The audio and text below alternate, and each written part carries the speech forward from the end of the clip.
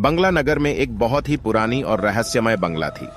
इस बंगले के बारे में कहानियां और अजनबी बातें सुनने में आती थीं।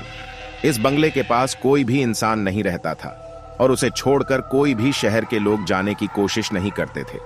कहानी यहीं से शुरू होती है। एक दिन बंगले के पास एक युवक आया जिसका नाम विक्रम था। विक्रम काफी जिज्ञासु था और उसे इस रहस्यमय बंगले के बारे में और अधिक जानने की ख्वाहिश थी।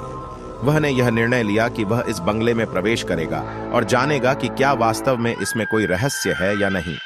विक्रम अकेले ही बंगले की ओर बढ़ा और द्वारपाल के चक्कर में नहीं आया। उसने दरवाजा खोला और अंदर चले गए। बंगला के अंदर देखते ही विक्रम को एक बड़ा हॉल नजर आया जहां बहुत सारे पुराने और आकर्षक चीजें रखी गई थीं। चीजों के बीच एक विशाल तालाब था जिसका पानी चमकीला था और इसके चारों ओर बहुत सारे पौधे विकसित हो रहे थे।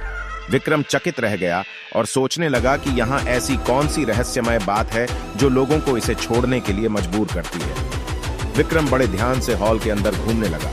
वह उस बंगले के अंदर घूमता रहा लेकिन कुछ रहस्यमय या अज्ञात नहीं मिला। वह आगे बढ़ा और एक और कमरे में पहुंचा। इस कमरे में भी वह खाली खंडहर मिला जहां केवल अवरुद्ध और टूटी फूटी चीजें ही थीं। विक्रम घबराया और सोचने लगा कि कहानियों के अलावा कुछ और हो सकता है जो इसे इतना रहस्यमय बना रहता है। विक्रम अगले कमरे में जा पहुंचा और फिर एक और, लेकिन हर बार उसे खाली और छोटे कमरे ही मिले। विक्रम को गुस्सा आने लगा क्योंकि वह इस रहस्यमय बंगले के बारे में कुछ नया नहीं जान पा रहा था। उसका मन उदास हो गया था और वह सोचने लगा कि शायद इस बंगले में वास्तव में कोई रहस्य नहीं है और यह सिर्फ एक चरम रूप से छोटा और छोटा होता जा रहा है। विक्रम निराश होकर वापस जाने के लिए घूमने लगा, लेकिन एक बात उसकी नजर में पड़ी जो उसे पहले ध्यान नहीं आई थी। बंगले के एक कोने में एक छोटी सी ट्रप दिखाई दी।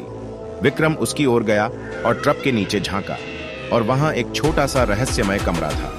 उसके भीतर एक पुरानी पुस्तक पड़ी थी जिसमें विशेष तरीके से छापे गए अक्षर थे। विक्रम ने पुस्तक को उठाया और उसे पढ़ने लगा।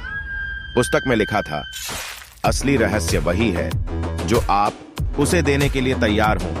यह बंगला एक अद्भुत स्थान है जहां आपके अंतर्मन की मनोवृत्ति पर खेल खेला जाता है।